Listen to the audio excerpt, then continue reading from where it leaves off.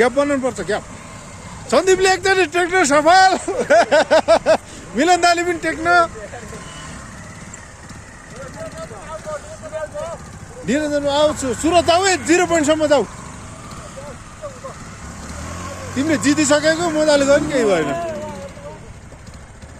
ए उठाउनु पर्यो ए उठाउनु पर्यो गणित ल यहाँ चिफ्लो हो चिफाल्नु चिफ्ला हो